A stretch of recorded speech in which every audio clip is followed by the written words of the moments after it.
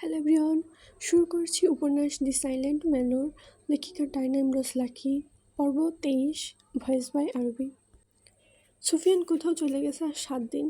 7 দিন আগে সুফিয়ান বলেছিল, আমি একটি কাজে যাচ্ছি, 2 দিন পরে ফিরবো, তোমার জন্য বিয়ের বেনারসি নিয়ে ফিরবো। তখন সে হেসে বলেছিল, তোমাকে ছাড়া এই কয়দিনই কীভাবে থাকবো। সুফিয়ান মৃদু হেসে বলেছিল, বিয়ের কোণে বিয়ের জন্য অপেক্ষা করতে থাকো। এরপর সে চলে গিয়েছিল নদীপথে, সাথে ছিল তার প্রিয় অশোক রাঙা। তারপর কেটে গেল দীর্ঘ 7 দিন। প্রতিদিন বিকাল নামলে ফাদার ঠিক করে ছাদেই বসে থাকে, তাকিয়ে থাকে পশ্চিম আকাশের দিকে। দূরে নদীর দিকটা যখন সূর্য ডুবে যায়, মনে হয় তখন এই বুঝি আর একদিন পার হলো। সুফিয়ানের ফেরার সময় বুঝি হয়ে গেছে, হয়তো ফিরে এসেছে, কিন্তু না, সে ফিরে না। সন্ধ্যা নামছে। ফারদিনার একরকম উদাসীন ভঙ্গিতে বসে আছে। চুলে লেগে থাকা কুয়াশা, চোখে হালকা আর্দ্রতা, আর হৃদয়ে এক অজানা শূন্যতা। সব মিলিয়ে যেন এই অচেনা বিকেলটি সুফিয়ানের অপেক্ষায় ক্লান্তিতে। নিজে উঠোনে দাসীরা পানের বাটা সাজাচ্ছে, হালকা হাসির শব্দ উঠেছে, অথচ ফারদিনের মনে কোনো সাড়া নেই। চন্দনের গন্ধ মিশে যাচ্ছে সন্ধ্যার আলোয়, কিন্তু তার বুকের ভিতরটা নিঃস্ব। 7 দিনের এই প্রতিটি বিকেল যেন এক একটি দীর্ঘশ্বাসে পরিণত হয়েছে। সেভাবে সুফিয়ান হয়তো কোনো দূর শহরে আটকে গেছে, হয়তো কোনো চিঠি আসবে আজ কিংবা কাল, কিন্তু তার অপেক্ষা বৃথা। কোনো চিঠি আসে না, সব কিছুর আগের মতোই নিস্তব্ধ হয়ে যাচ্ছে। যখন সুফিয়ান তার জীবনে ছিল না, ঠিক সেই সময়ের মতো, তখন সে ছিল বড্ডই একা। সূর্য অস্ত যায়, আলো ফিকে হয়ে আসছে। ফারদিনা উঠে দাঁড়ায়, শাড়ির আঁচলটা বাতাসে উড়ল। তার চোখে শুধু একটাই প্রশ্ন, সুফিয়ান, তুমি ফিরছ না কেন? আজ থেকে 7 দিন আগেও সে সেজে গুজে থাকতো, কপালে কালো টিপ, পায়ে আলতা, নুপুর, চোখে থাকতো কাজল। তার সৌন্দর্য বহিঃপ্রকাশের একমাত্র কারণ ছিল সুফিয়ান। আজ সুফিয়ান নেই বলে সে সাজেনি, কপালে টিপ পরেনি, চোখে কাজল দেয়নি, পায়ে আলতা দেয়নি। শোকের ছায়া তার হৃদয় ছেড়ে বেরিয়ে আসছে না। তোমার জন্য বিয়ের বেনারসি আনতে যাচ্ছি, ফিরে এসে তোমাকে বিয়ে করব। সুফিয়ানের শেষ কথাটা ফারদিনার চারিপাশে প্রতিধ্বনি হচ্ছে। চোখ তুলে কখনো সামনে চাইছে, কখনো রেলিং ধরে খোলা মাঠের দিকে দেখছে, কখনো ঝিলমিলকে দিয়ে খোঁজ পাঠাচ্ছে সুফিয়ান এসেছে কিনা। প্রতিবারই তাকে হতাশ হতে হচ্ছে। সুফিয়ান ফেরেনি বলে। গত কয়েকদিন ধরে ফারদিনার তীব্র জ্বর ছিল, আজ মোটামুটি কমেছে। মাথা ব্যথা ছিল প্রচণ্ড, ঝিলমিল মাথা টিপে দিয়েছিল, পুরোপুরি কমেনি। আদিব জিজ্ঞেস করেছিল, কি হয়েছে তোর? আজকাল এত চুপচাপ থাকিস কেন? কিছু নিয়ে ভাবছিস? ফারদিনা মিথ্যা বলেছিল, আমি কোনো কিছু নিয়ে ভাবছি না, শুধু শরীরটা খারাপ। তখন আদিব বলেছিল, তুই কোনো কিছু নিয়ে মাত্রাতিরিক্ত ভাবছিস, যার ফলে তোর এই অবস্থা। আজকাল সুন্দর রূপটাও তোর পাল্টে যাচ্ছে। যত্ন নে। কার জন্য যত্ন নিবে? যার জন্য সে নিজেকে সর্বদা পরীর মতো সাজিয়ে রাখত, আর সে দীর্ঘ সময় ধরে নেই। সুফিয়ান চলে গেছে 7 দিন, কিন্তু ফারদিনার কাছে মনে হচ্ছে কয়েক শত বছর। ফারদিনা প্রচণ্ড বিষণ্ণতায় ভুগছে, নিজেকে হাসি খুশি রাখার জন্য এতটুকু চেষ্টা করেছে, হচ্ছে না। বাইজি মেহের এসেছে, সে বলেছে সুফিয়ান হয়তো আর ফিরবে না। যদি ফেরার হতো তাহলে কয়দিনে নিশ্চয়ই ফিরত। তার বাবা মা ভাই বোন কেউ নেই, তাহলে তার এমন কি গুরুত্বপূর্ণ কাজ থাকতে পারে যার জন্য এতটা দিন সে তোমাকে ছেড়ে দূরে আছে? আমি শুনেছি সুফিয়ানের পৃথিবীতে আপন বলতে তুমিই আছো। যে মানুষটিকে সবচেয়ে বেশি আপন মনে করে, তাকে ছাড়া এতটা দিন কীভাবে পার করেছে? একটা অন্তত চিঠি পাঠাতে পারতো, পাঠায়নি। মেহেরের বলা কথাগুলো ফারদিনাকে ভেঙে চুরে দিয়েছিল। খানিকক্ষণে নিজেকে নিজেই সান্ত্বনা দিয়েছিল, সুফিয়ান হয়তো কৃষিকাজের জন্য জটিল কোথাও আটকে আছে। তার পরিস্থিতি এতটাই জটিল হয়তো, যার জন্য কোনো সংবাদ পাঠাতে পারেনি। ফারদিনা এইভাবে নিশ্চিত হয়েছিল। সন্ধ্যার আধারে পরিপূর্ণ প্রকৃতি ঢেকে গেছে, ঠান্ডা বেড়ে যাচ্ছে। ফারদিনার পরনে শীতের কোনো পোশাক নেই। পরক্ষণে মনে হলো কেউ পেছন থেকে তার শরীরে একটা শাল পেঁচিয়ে দিয়েছে। সুফিয়ান ভেবে মুখে একরাশ হাসি নিয়ে ঘুরে পেছনে তাকালো। তাৎক্ষণিক মুখটা ফ্যাকাশে হয়ে গেছে, ঝিলমিল এসেছে। ফারদিনা সামনের বেঞ্চে হাঁটু ভাঁজ করে বসে পড়ল, খুরমা চিবাতে চিবাতে বলল, সুফিয়ানের কথা ভাবছিস লি? ও ফারদিনার সামনে বেঞ্চে হাঁটু ভেঁজ করে বসে পড়েছে। খুরমা চিবাতে চিবাতে বলল, সুফিয়ানের কথা ভাবছিলি? ফারদিনা হাত দিয়ে ভাঁজ জড়িয়ে তাতে গালের ভর রেখে দূরে গোলাপ গাছটার দিকে তাকিয়ে নিচু কণ্ঠে বলল, আর কার কথা ভাববো? জানি, তাও জিজ্ঞাইতে ভালো লাগে। আজ 1 সপ্তাহ হয়ে গেল, রাত মহালে 8 দিন। কই তোর বাসিওয়ালা আইছে? আমি কইছিলাম না আর আইব নাও। দেখলি তো, এই ঝিলমিলের কথা বাসি হইলে মিঠা হয়। তোর কি মনে হয় সে কোথায় যেতে পারে? আমার তো মনে হয় সে বিয়েইত্তা বেড়া বউয়ের কাছে গেছে। এই গ্রামে জমি ভালো, ফসল ভালো হয় বইলা সে এখানে আইছিল। কিন্তু তার আরও একখানা পরিচয় আছে। সেই পরিচয় হলো সে বিয়েইত্তা, বউ আছে, বাচ্চাও আছে। তুই আবার আমার মন ভাঙছিস মুচমুচি। ফারদিনা কখনোই প্রতারণা করবে না আমার সাথে, সে মিথ্যাবাদী না। এই ঝিলমিলের ধারণা কখনো মিথ্যা হয় না। যদি তাই হইতো তাহলে এতদিন ধইরা সে কই? হয়তো কোনো কাজে আটকে গেছে। আহ, কি কাজ? মনে হয় অনেক বড় ব্যবসায়ী সে, বাণিজ্যে গেছে। যারা বাণিজ্যে যায় তারাও অন্তত একটা চিঠি পাঠায়, বার্তা পাঠায়।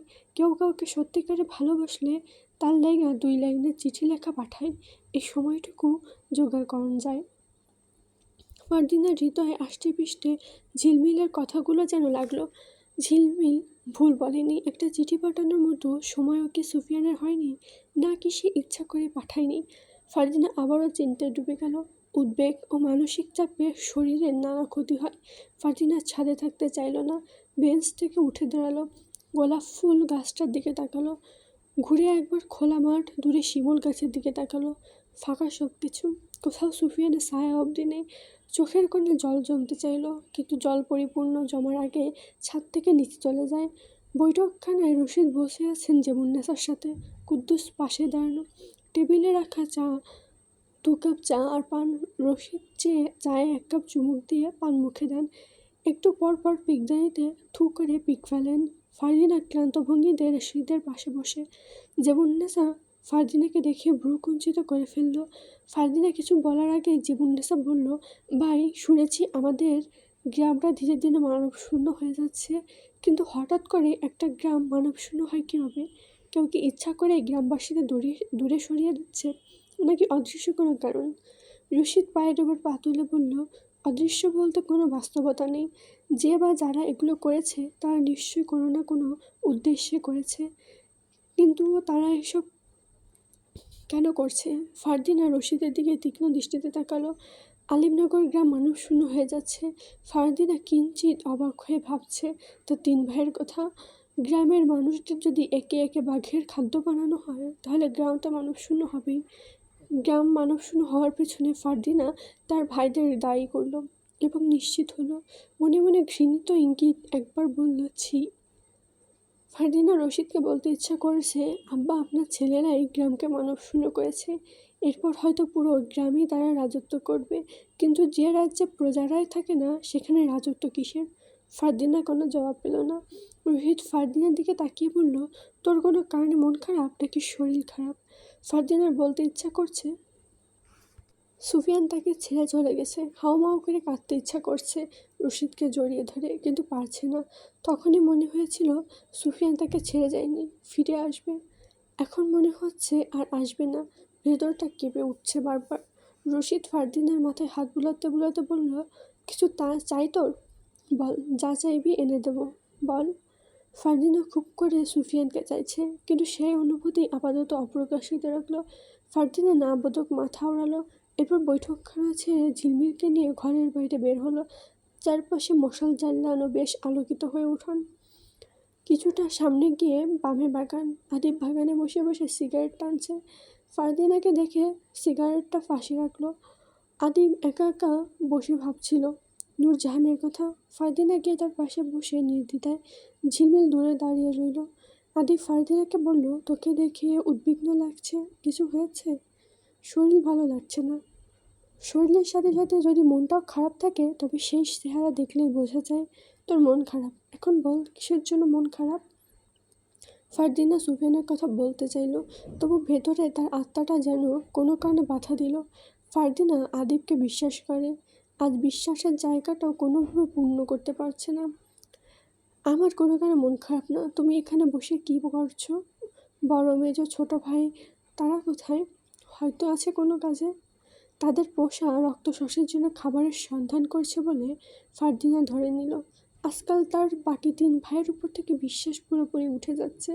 যারা মানুষের উপর দয়া করে না, অন্যের কান্নায় বুক কাঁপে না, অন্যকে খুন করতে যার হৃদয় কাঁপে না, তারা কখনোই সত্যিকারের অর্থে মানুষ হতে পারে না। আদিব দুহাত ঘষে বলল, চল তোকে আজ একটা গল্প শোনাই। এক রাখাল বাসিওয়ালা আর এক জমিদার কন্যার গল্প, শুনবি? ফারদিনা আগ্রহ পেল না, তবু হতাশ ভঙ্গিতে ভাবলেশীনভাবে বলল, শুনব। এক ছিল রাখাল। রাখালের দুনিয়াতে কেউ ছিল না। রাখাল ছিল দারিদ্র। রাখাল কীভাবে অর্থ উপার্জন করবে সেই ভেবে তার গ্রাম থেকে আরেক গ্রামে চলে যায়, কেন তার গ্রামে কেউ তাকে কাজে দিতে চাইছিল না। এরপর আরেক গ্রামে যাওয়ার পর অন্যদের গরু মহিষ মাঠে মাঠে রওয়াতো। রাখাল ছিল পুরোপুরি নিঃসঙ্গ, কিন্তু তার সঙ্গী হিসেবে ছিল এক বাঁশি।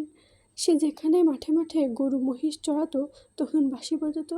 ধীরে ধীরে রাখাল বাঁশিওয়ালার নামে পরিচিত হয়।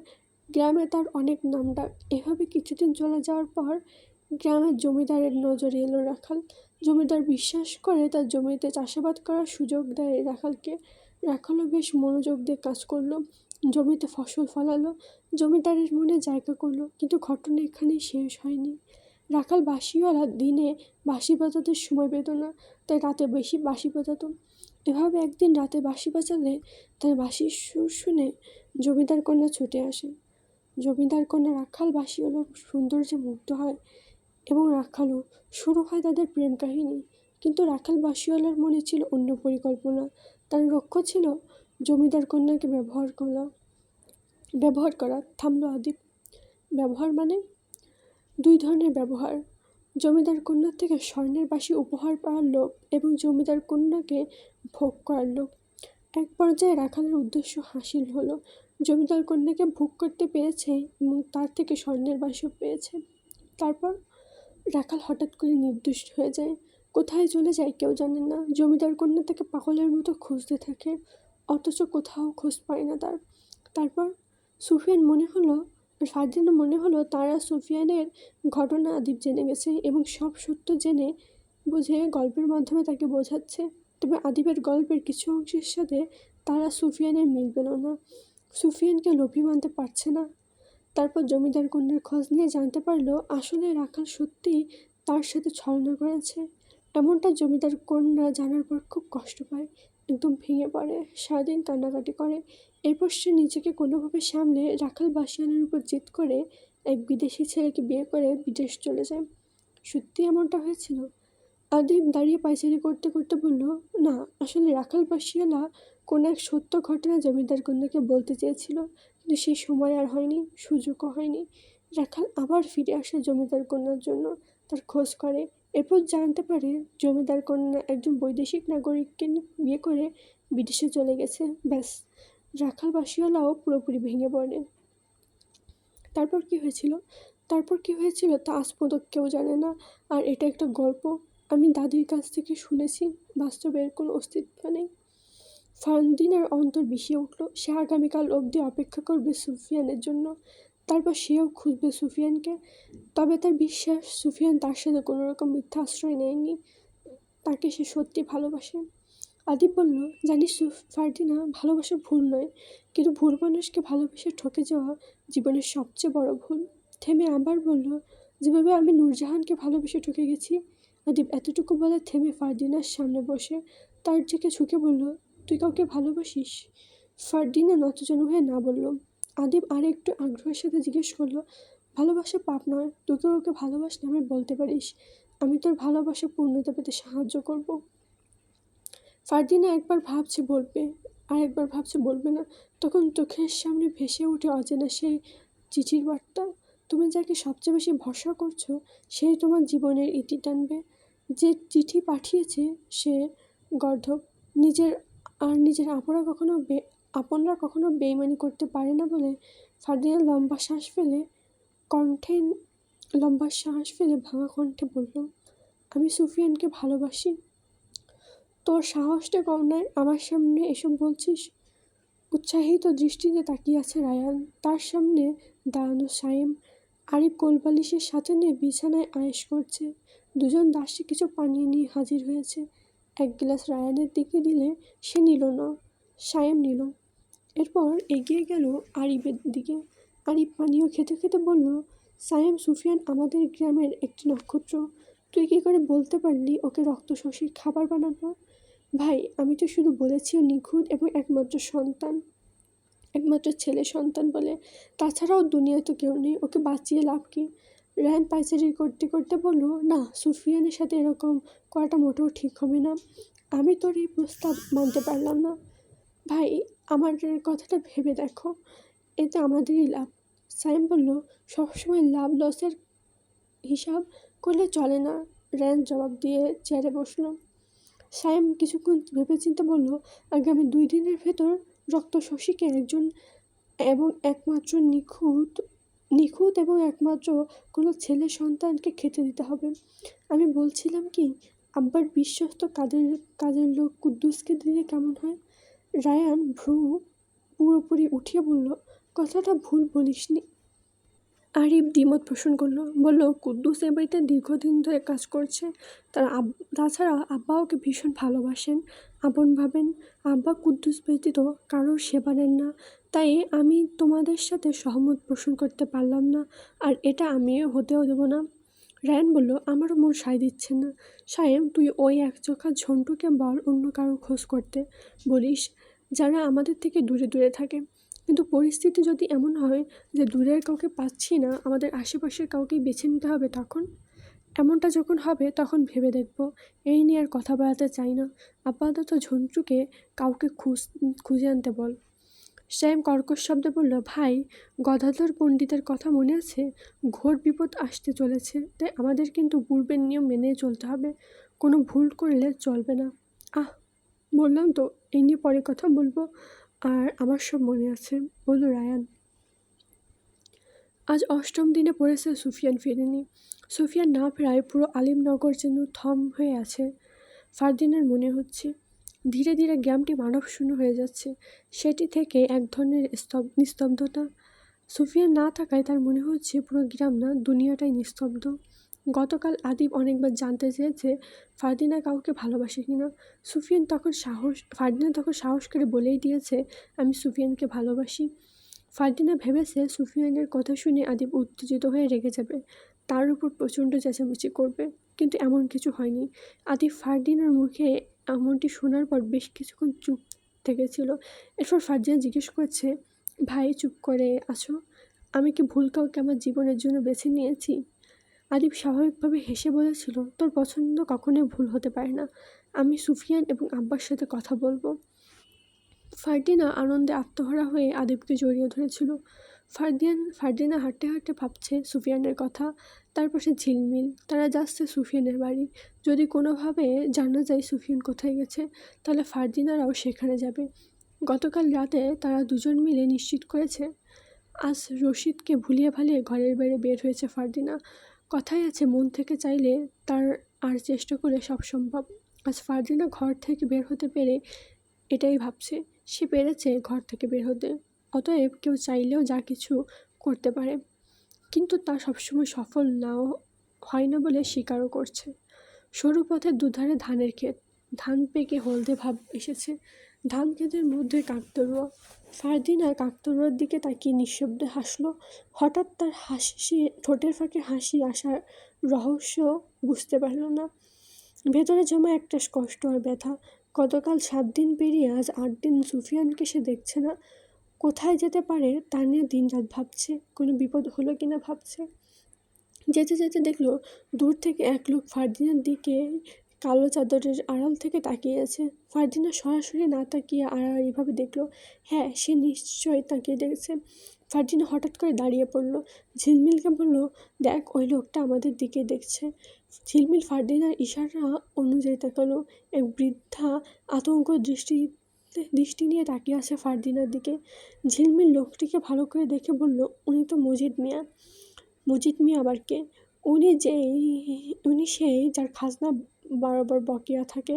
ওনার মাথায় সমস্যা আছে। লোকে কয়, তুই চল তোর কাজ কর, সর্দার দেরি হইলে বকবেন। ফারদিনা ঝিলমিলের কথা অনুযায়ী মজিদ মিয়ার বিষয় অগ্রাহ্য করে সুফিয়ানের বাড়ির উদ্দেশ্যে চলে যায়। বাড়ি ফাঁকা, উঠানে কিছু খড় পড়ে আছে, জানার খাবার। সুফিয়ানের ঘরটি তালাবদ্ধ। ফারদিনা বলল, চল তালা ভেঙে ঘরের ভেতর প্রবেশ করি, যদি কিছু পাই। কারোর অনুমতি ছাড়া তার ঘরে যাওয়া উচিত না। আর সেখানে তুই তালা ভাঙা ঢুকবি? না বাবু, আমি পারবো না। নাটক কম কর মুচমুচি, যা বলছি তাই কর। যা, ভারী কিছু একটা নিয়ে আয়। ঝিলমিল বাধ্য হলো, কোমরে হাত দিয়ে ফারদিনের দিকে তাকালো। সে ঠোঁট চোখ এক করে বোঝালো, যা করেছে দয়া করে না, যা বলেছে দয়া করে কর। ঝিলমিল চারপাশে ভারী কিছু খোঁজার দৃষ্টিতে তাকালো। একটা ইটের খণ্ড পেল, সেটি দিয়ে তালার উপর আঘাত করতে লাগলো, কিন্তু তালা খুলছে না। ঝিলমিল কিছুক্ষণ চেষ্টা করার পর ফারদিনা নিল ইটের খণ্ডটি। সে তালা ভাঙতে শুরু করতে পেছন থেকে একটা কণ্ঠস্বর ভেসে আসলো, ঘরে ঢুকে লাভ নেই, সুফিয়ানের কোনো জিনিস ঘরে নেই, সে আর ফিরবে না বলে রহস্যময় একটা হাসি দিল। হাসির শব্দে ফারদিনা বিরক্ত হয়ে পেছন ঘুরে তাকালো। লোকটি মজিদ মিয়া। আপনি কীভাবে জানলেন? আমি সব জানি, সে আর ফিরবে না। ফারদিনার হাত থেকে ইটের খণ্ডটি পড়ে মৃদু আওয়াজ তুলল। হঠাৎ যেন তার শিরটা সোজা হয়ে গেল। ঝিলমিল বলল, আমি তোর আগেই কইছিলাম সুফিয়ান আর ফিরব না, হইল তখন আর তার অপেক্ষায় থাইকা লাভ নেই। ফারদিনা মজিদ মিয়ার সম্মুখীন হলো, নির্বাক কণ্ঠে বলল, আপনি জানেন সুফিয়ান কোথায় গেছে? জানি, কিন্তু কমো না, বলে আবার হাসলো মজিদ মিয়া। ফারদিনা অনুরোধমূলক কণ্ঠে বলল, দয়া করে বলুন, আমি জানতে চাই সে কোথায়। যদি সে আমার সাথে প্রতারণা করে থাকে, তবে তার কাছে আমি জানতে চাইব আমার মিথ্যা আশা দেওয়ার কারণ কী ছিল। আমি তাকে একবার জিজ্ঞেস করতে চাই, দয়া করে বলুন। ফারদিনার ভেজা কণ্ঠে মজুদ মিয়ার মন শীতল হলো। সে ফিসফিস করে বলল, আমি বলবো, কিন্তু আমার কথা কাউরে কইতে পারবা না? আচ্ছা, কাউকে বলবো না। সুফিয়ান গেছে তার গ্রাম সিন্ধুতলিতে। কোন পথ থেকে আমরা যেতে পারি? নদীপথে যাওন যায়, নদীপথ ছাড়াও যাওন যায়, বলে মজিদ মিয়া চলে যায়। পাগলের মতো আচরণ করছিল। ফারদিনা ঝিলমিলকে বলল, চল আজকেই আমরা সিন্ধুতলি গ্রামে যাব। সুফিয়ান আসলে কী কাজে এখানে এসেছে, আমাকে কেন মিথ্যা বলেছে, এই শেষ দেখতেই হবে। ঝিলমিল রাজি হলো না, বলল, আমরা দুজন মেয়ে হইয়া এত দূর পথ কেমনে যাবো? বিপদ হইতে পারে।